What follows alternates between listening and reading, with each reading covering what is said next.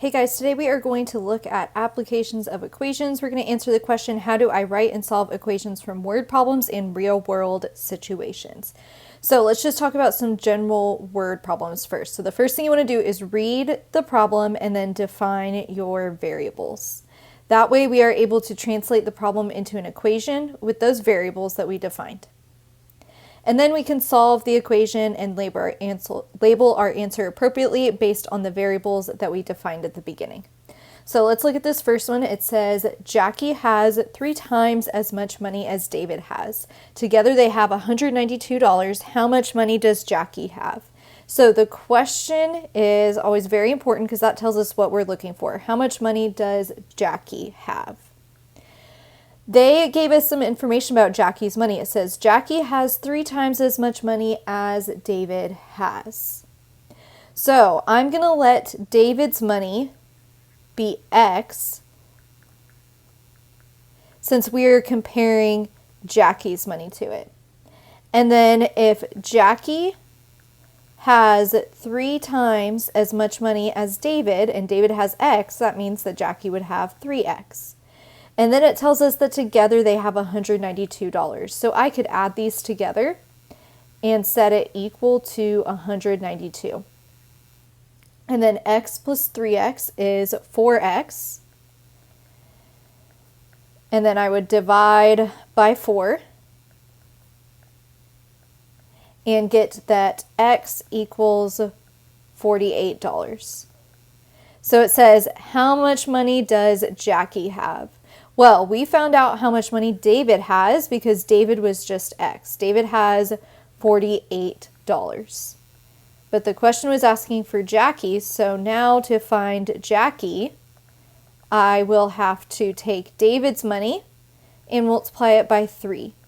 And that will tell me how much Jackie has. And 3 times 48 is 144. So Jackie has $144. All right, let's look at number 2. The length of a rectangle is 6 inches more than the width. If the perimeter of the rectangle is 36 inches, find its dimensions. So we are talking about perimeter, and then they gave us information about the length and the width.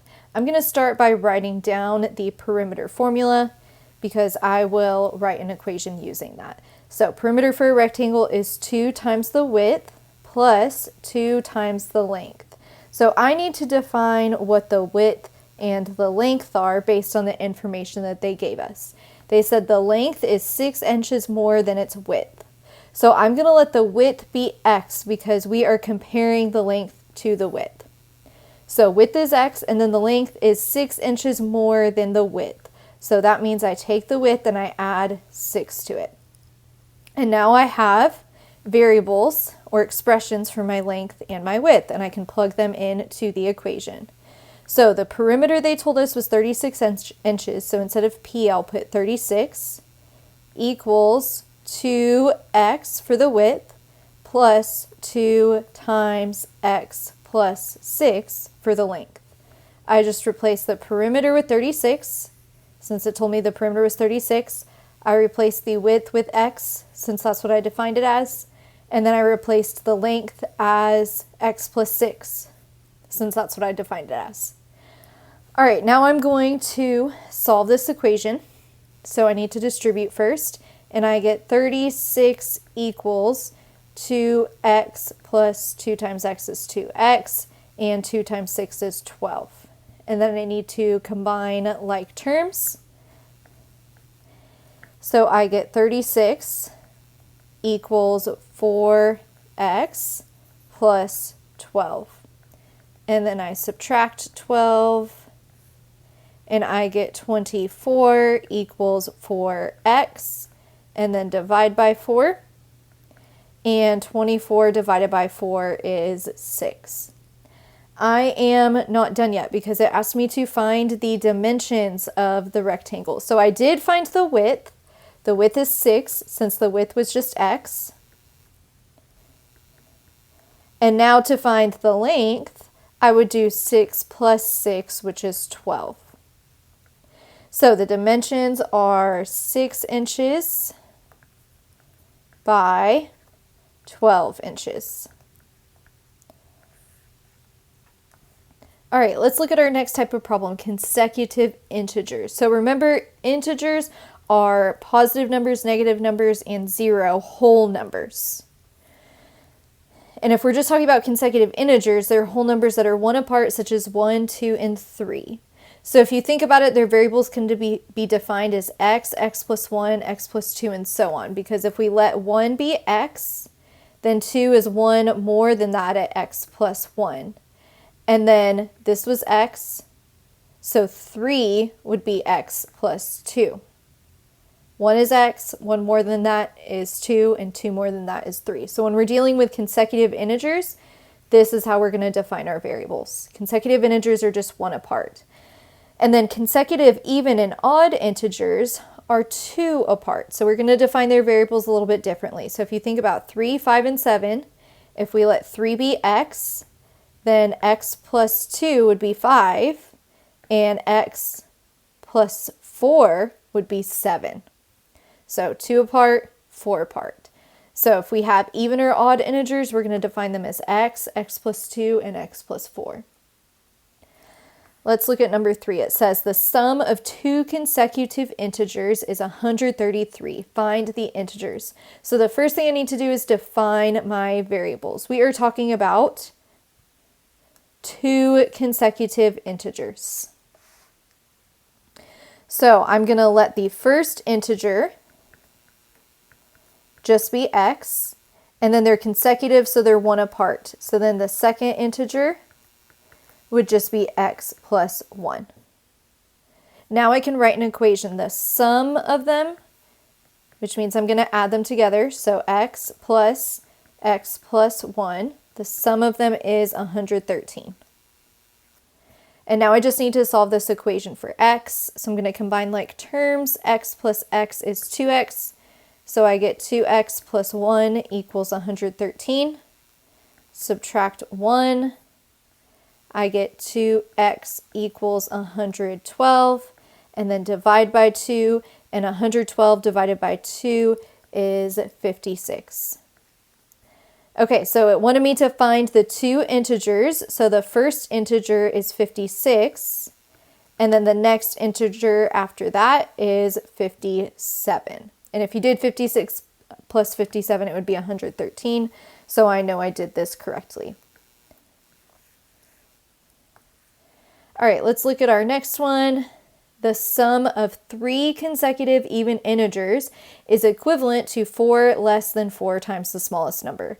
Find the 3 integers. So this is a whole bunch of information. Let's try to break it down. They are talking about 3 consecutive even integers. So let's start by defining our variables. So the first integer is just going to be x. And they're even, like 2, 4, 6, they're 2 apart. So the next even integer would be 2 after that one. And then the third even integer would be 4 after that first one. So it'd be something like 2, 4, and 6.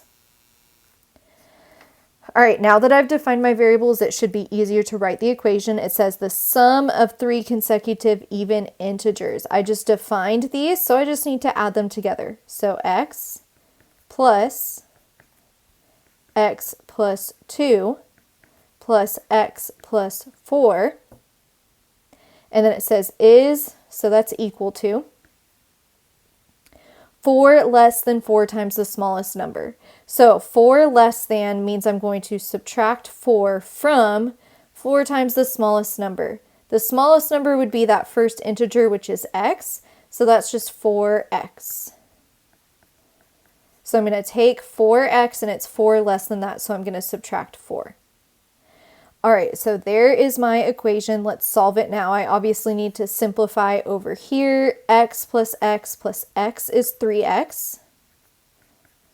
And then 2 plus 4 is 6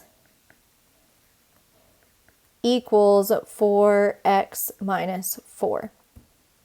Okay, now I'm going to move my variables to the same side. I'm going to subtract the smaller one, 3x. And I get 6 equals x minus 4. And then I'm going to add 4 to both sides. and I get 10 equals x. So there is my first even integer, 10. So that means the next one would be 12, and the next one would be 14. So it said find the three integers. They are 10, 12, and 14. All right, last type of problem we are going to look at is similar figures. So remember, similar figures, there's lots of characteristics about them. One of them is that they are proportional. Their side lengths are proportional. So we can set up a proportion between those corresponding sides. And then we can solve proportional equations by cross multiplying. Okay, let's look at number 5. It says, if the triangles are similar, find the value of y. So let's set up our proportion. 8 and 4 are corresponding, so I'm going to use those for my first ratio, 8 over 4. And then 2 and y minus 8 are corresponding. 2 comes from the same larger triangle as 8, so 2 needs to go in the numerator just like 8 did. And then y minus 8 will go in the denominator for the smaller triangle, like where 4 came from. So I have my proportion set up, and now I can cross multiply to solve it. I'm going to do 8 times y minus 8. It is 8 times all of y minus 8. So make sure you put y minus 8 in parentheses. And then 2 times 4 is 8. And now I can solve this equation by distributing. I get 8y minus 64 equals 8. And then I would add 64 to both sides. And I get 8y equals 72. And then we divide by 8. So y equals 9. All right, let's look at our last one. It says the rectangles shown are similar. Find the value of x. So same thing, we need to set up a proportion. So x corresponds with 10 since those are the longer sides here. So my first ratio is going to be x over 10. All right, now I'm going to start from this rectangle like I did with the last ratio, and x over 3 corresponds with 9. So my next ratio is going to be x minus 3 all over 9. And now I can solve this by cross multiplying. 9 times x is 9x, and then 10 times all of x minus 3 is 10 parentheses x minus 3. And now I'm going to distribute, and I get 9x equals 10x minus 30.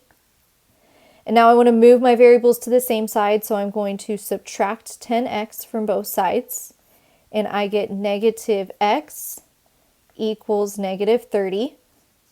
And then I just need to divide by a negative 1, so that means that x is 30.